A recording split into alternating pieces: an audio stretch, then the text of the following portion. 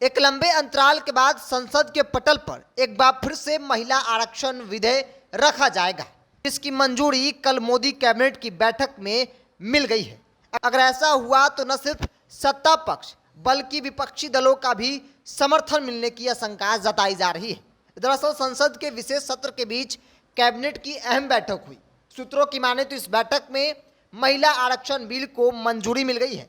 इस बिल को लेकर कई तरह के कयास लगाए जा रहे थे, लेकिन तमाम कयासों को दरकिनार करते हुए केंद्रीय कैबिनेट ने आखिरकार इस बिल को मंजूरी दे ही दी। इस मंजूरी के बाद महिला आरक्षण बिल को लोकसभा में पेश किया जाएगा। अब आपके मन में सवाल होगा कि आखिर महिला आरक्षण बिल है क्या। दरअसल महिला आरक्षण विधेयक में लोकसभा और राज्यसभा विधानसभाओं में महिलाओं के लिए 33% या यूं कहें कि 1/3 सीटें आरक्षित करने का प्रस्ताव है। विधेयक में 33% कोटा के भीतर एससी, एसटी और एंग्लो इंडियन के लिए उप आरक्षण का भी प्रस्ताव है। विधेयक में प्रस्तावित है कि प्रत्येक आम चुनाव के बाद आरक्षित सीटों को रोटेट किया जाना चाहिए। आरक्षित सीटें राज्य या केंद्र शासित प्रदेशों के विभिन्न निर्वाचन क्षेत्रों में रोटेशन द्वारा आवंटित की जा सकती है। 15 साल तक महिलाओं के लिए सीटों का आरक्षण समाप्त हो जाएगा। करीब 27 सालों के बाद लंबित महिला आरक्षण विधेयक अब संसद के पटल पर रखा जाएगा।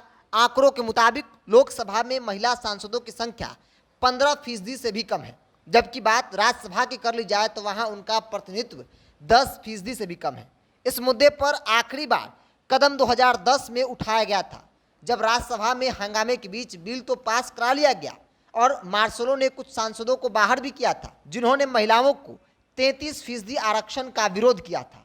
हालांकि यह विधेयक रद्द हो गया क्योंकि लोकसभा में पारित नहीं हो सका था। तो एक बार फिर से संसद के पटल पर यह बिल रखा जाएगा। चूंकि लोकसभा में भाजपा के पास तो समर्थन है, लेकिन राज्यसभा में 2/3 समर्थन नहीं है।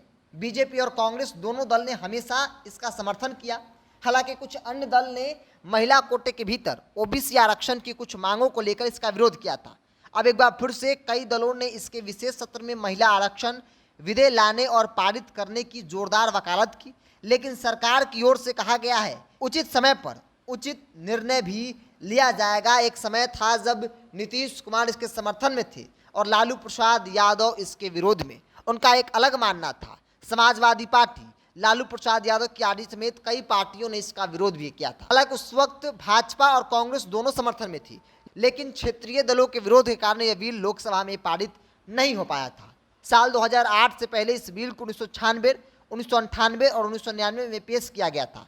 गीता मुखर्जी की अध्यक्षता में एक संयुक्त संसदीय कमेटी ने 1996 के विधेयक की जांच की थी और 7 सिफारिशें की थी।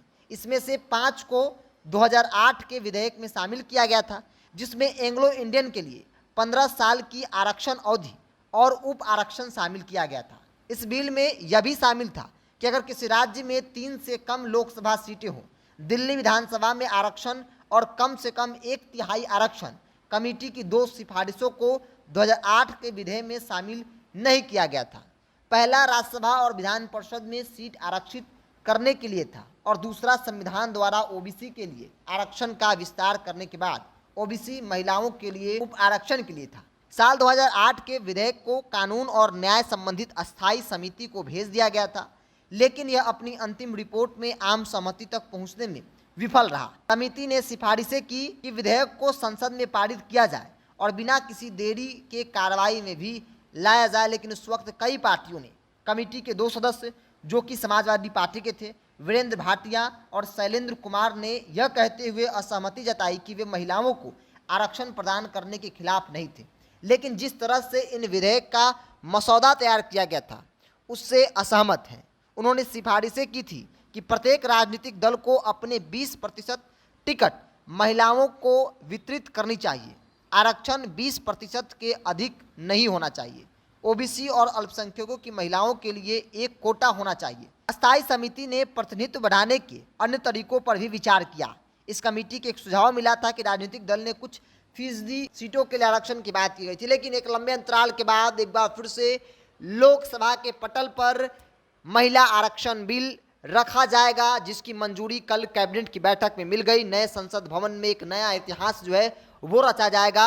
देश की राजनीति में चाहे वो लोकसभा हो, विधानसभा हो राज्यसभा हो या फिर विधान परिषद हो, सभी सदनों में 33% आरक्षण अब महिलाओं को मिलेगा। अगर यह बिल पारित हो जाता है तो यह बिल कई मायनों में ऐतिहासिक है, जहां न सिर्फ भाजपा बल्कि विपक्ष में कई जो बड़ी पार्टियां हैं उनका भी समर्थन इस बिल पर है। तो मोदी सरकार का एक मास्टर स्ट्रोक बताया जा रहा है वैसे समय में जब विपक्षी पार्टियां गोलबंद हो रही है और इस मुद्दे पर फूट की भी तस्वीरें देखने को मिल सकती है। आज भी देखना होगा कि सदन का दूसरा दिन किस तरीके से चलता है, चूंकि अब चीजें अब खुलने लगी है कि आखिर विशेष सत्र क्यों बुलाया गया था। महिला आरक्षण विधेयक के लेकर आपके मन में क्या ख्याल है, आप अपनी राय को कमेंट्स बॉक्स में रखिए। अगर आप मेरे चैनल को यूट्यूब पर देख रहे हैं तो सब्सक्राइब कर लीजिए, फेसबुक पर देख रहे हैं तो पेज को लाइक और फॉलो कर लीजिए।